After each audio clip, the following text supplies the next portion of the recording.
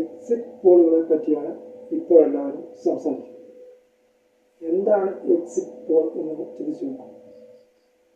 Exit poll എന്ന് പറഞ്ഞു കഴിഞ്ഞാൽ വോട്ട് ചെയ്ത് പുറത്ത് എക്സിറ്റ് ആയ ശേഷം അവരിൽ നിന്നുള്ള ഡാറ്റ കളക്ട് ചെയ്ത് അനുമാനങ്ങൾ നടത്തി സ്ഥിരീകരിക്കുന്ന ഒരു പ്രവണതയാണ് എക്സിറ്റ് പോൾ. അതിപ്പോൾ ഈ സർവേ ഫലങ്ങളിൽ പറഞ്ഞിരിക്കുന്ന എല്ലാവരും വോട്ട് ചെയ്ത് പുറത്തിറങ്ങിയ ആദ്യ 24 മണിക്കൂറിനുള്ളിൽ എടുത്തതാണ് എന്ന് പറയുന്നില്ല. ചിലപ്പോൾ 10-28 ദിവസങ്ങൾ സമയമുണ്ടായിരുന്നു എന്ന് നോക്കാം. അപ്പോൾ അത്രയും സമയമെടുത്ത് ചെയ്ത ഒരു സർവേക്ക് ആധികാരികത, അല്ലാതെ പോൾ സർവേക്ക് ഒരു ആധികാരികത ഉണ്ട് അല്ലെങ്കിൽ ഉറപ്പാണ് എന്നൊന്നും പറയാൻ വേണ്ടി കഴിയില്ല. കാരണം പല എക്സിറ്റ് പോളുകളും യഥാർത്ഥ ഫലം വരുമ്പോൾ അതിൽ ഈ പോൾ നടത്തിയ ആളെ പുറത്താവേണ്ടി വരുമെന്ന് അറിയത്തില്ല. കൃത്യം 4-ാം തീയതി ഒരു റിസൾട്ട് വരുന്ന സമയത്ത് ഒരു 75-76 സീറ്റെങ്കിലും LDFന് പാർട്ടിക്കാർ വോട്ട് ചെയ്തിട്ടുണ്ടെങ്കിൽ, മാറ്റി വോട്ട് ചെയ്തിട്ടുണ്ടെങ്കിൽ അങ്ങനെയൊരു റിസൾട്ടാണ് വരാൻ വേണ്ടി തോന്നുന്നത്. കാരണം പാർട്ടിക്കാർ മാറി എന്ന് പറഞ്ഞു കഴിഞ്ഞാൽ രാഷ്ട്രീയ പാർട്ടിയെ സംബന്ധിച്ചിടത്തോളം അതിൻ്റെ അടിസ്ഥാന ധർമ്മമാണ് തിരഞ്ഞെടുപ്പ് വിജയിക്കുന്നത്. അവിടെ സ്വന്തം പാർട്ടിക്ക് വോട്ട് ചെയ്ത് മാറി വോട്ട് ചെയ്തവനെ മാറ്റി നിർത്തുകയാണ്. പിന്നെ അവർ ഈ പാർട്ടിക്കാരാണെന്ന് പറഞ്ഞുകൊണ്ട് എന്ത് കാര്യമാണത്? ഏത് രാഷ്ട്രീയ പാർട്ടിക്കാരുടെയും അങ്ങനെ തന്നെയാണ്.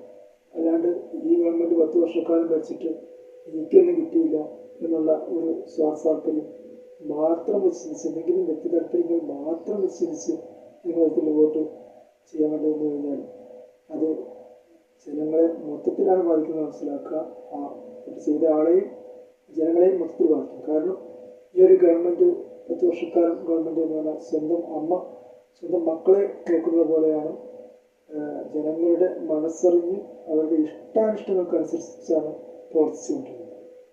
എല്ലാ തരത്തിൽ വീർപ്പ് മുട്ടിക്കുന്ന, വരിഞ്ഞു മുറിക്കുന്ന ഒരവസ്ഥയിൽ പോലും മുഖ്യമന്ത്രിയും മന്ത്രിമാരും ചേർന്ന് ഡൽഹിയിൽ പോയി വരെ സമരം നടത്തിയതായിട്ടൊക്കെ നമ്മൾ കണ്ടിട്ടുണ്ട്. നിങ്ങളൊക്കെ കൃത്യമായി വിവരിച്ചു UDF വന്നു കഴിഞ്ഞാൽ എന്താണ് സ്ഥിതി, അതിൻ്റെ തരത്തിൽ പ്രതിഫലിക്കും ജനങ്ങളെ എന്ന് കൃത്യമായി വിശദീകരിച്ചിട്ടുണ്ട്. അല്ലാതെ തുടർഭരണം വന്നാളുടെ പാർട്ടി മരിച്ചു പോകും, അല്ലെങ്കിൽ പിണറായി വീണ്ടും ഒരിക്കൽ കൂടി അധികാരത്തിൽ വന്നു കഴിഞ്ഞാൽ കേരളം മൊത്തം BJP ആവും എന്നൊക്കെയുള്ള നല്ല പ്രചരണങ്ങൾ ഉണ്ടാകുന്നുണ്ട്. ഇല്ലാതായി പോകുന്നു എന്നൊന്നും എന്ത് ചോദിച്ചു കഴിഞ്ഞാൽ അവർക്ക് ഉത്തരമില്ല. അവർ എന്നാണ്. അതുപോലെ തന്നെ പിണറായി വീണ്ടും വന്നു കഴിഞ്ഞാൽ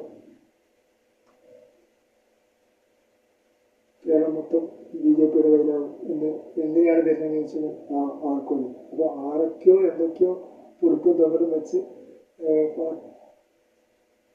വോട്ട് മറിക്കാനുള്ള തന്ത്രങ്ങളുമായി പോകുമ്പോൾ ചില അതിനകത്തൊക്കെ ചിന്തിച്ച് വഷളായിട്ടുണ്ട്. ഇനി അതല്ല UDF ആണ് അധികാരത്തിൽ വരുന്നതെങ്കിൽ കേവലം 1-2 സീറ്റിൻ്റെ ഭൂരിപക്ഷത്തിൽ. അങ്ങനെയായിരുന്നു കഴിഞ്ഞ പഞ്ചായത്ത് തെരഞ്ഞെടുപ്പ് വരെ അങ്ങനെയായിരുന്നു കേരളത്തിലെ സിറ്റുവേഷൻ എന്നുള്ളത്. എന്നാൽ പഞ്ചായത്ത് തെരഞ്ഞെടുപ്പിന് ശേഷമാണ് കൃത്യമായിട്ടുള്ള അതിൻ്റെ ഏറ്റവും അവസാന നാളുകളിലാണ് LDFന് കൃത്യമായ ഒരു എഡ്ജ് നൽകിയ K. സുരേന്ദ്രനാണെങ്കിൽ മഞ്ചേശ്വരത്തെ ഹീറോ ആകാൻ പോയിട്ടുണ്ട്. അദ്ദേഹം വീണ്ടും 0 ആയി തിരിച്ചു. ചില സർവേക്കാർ പറയും 10 മണ്ഡലങ്ങളും 11 മണ്ഡലങ്ങളൊക്കെ ജയിക്കും. 10 മണ്ഡലങ്ങൾ എന്ന് പറഞ്ഞു കഴിഞ്ഞാൽ 10ൻ്റെ 1 മാറ്റിക്കുന്ന 0, വീണ്ടും 0ത്തിലേക്ക് തന്നെയാണ് പോക്ക്. ഇപ്പോൾ കള്ള വോട്ടെന്നോ കന്നി വോട്ടെന്നോ ഒക്കെ പറഞ്ഞ് ചിലക്കിങ്ങനെ വെടിപ്പറക്കൊണ്ടിരിക്കാൻ നല്ലത് വേറെ വലിയ വിചാരമൊന്നുമില്ല.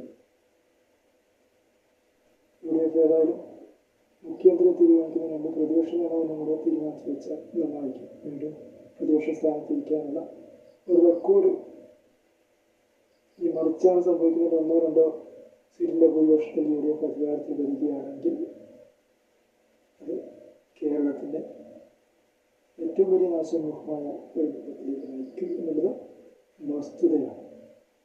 അത് നമ്മളൊക്കെ ആ ഒരു സൂചനയൊക്കെ മുമ്പ് തന്നെ നൽകിയിട്ടുണ്ട്. ഇത്രയുമാണ് ഈ ഭാഗത്ത് പറയുന്നത്.